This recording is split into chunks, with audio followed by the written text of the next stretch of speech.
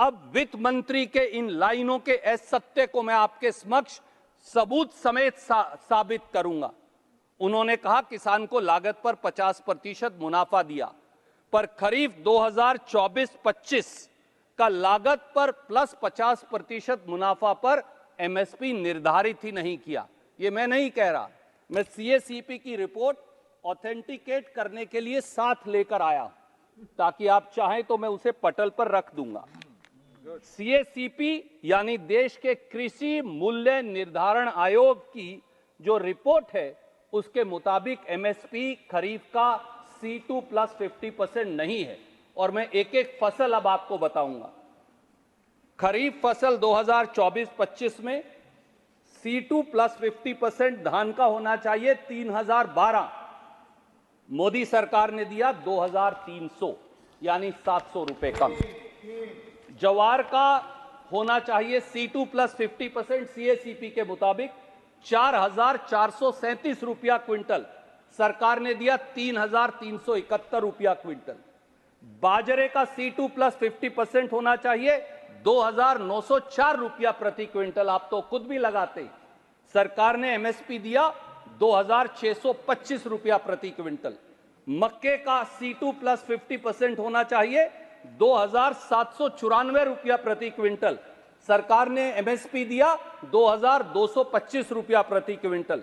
रागी का C2 plus 50% है CACP report के मुताबिक 5197 रुपया प्रति क्विंटल, सरकार ने घोषित किया 4290 रुपया प्रति क्विंटल।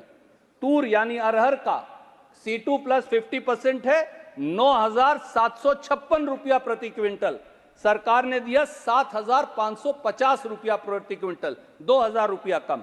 मूंग का C2 प्लस 50% है 10,956 रुपया प्रति क्विंटल, सरकार ने दिया 8682 रुपया प्रति क्विंटल, यानी 2500 रुपया कम।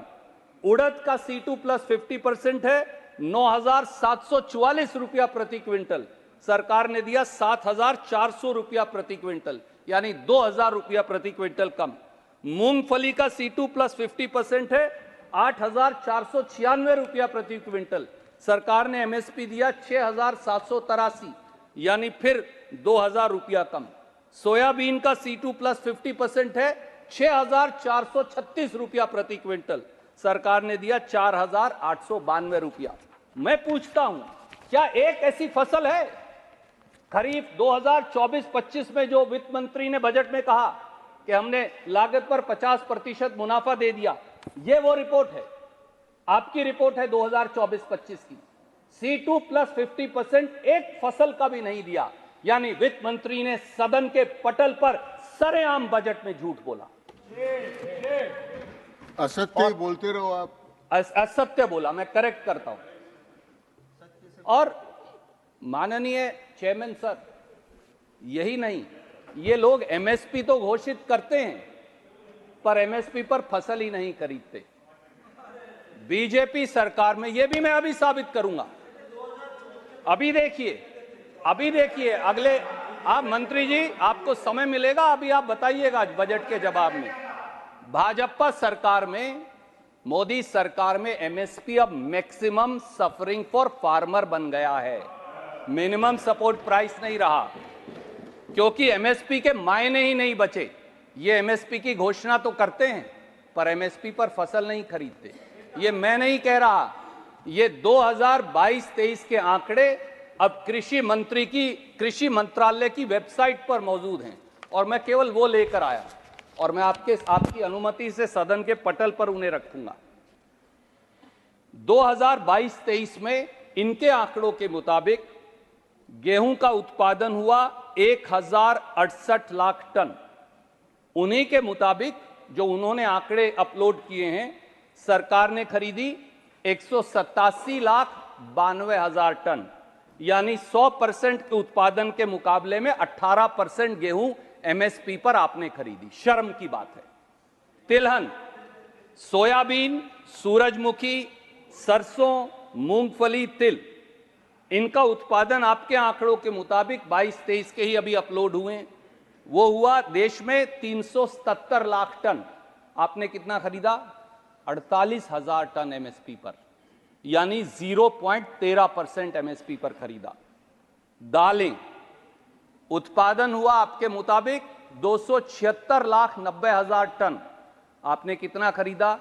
1,20,000 टन, यानी 0.43%, 99.5% खरीदा ही नहीं एमएसपी पर। ज्वार, बाजरा, रागी और मक्का जो गुजरात में भी होता है, उत्पादन हुआ 491,70,000 टन।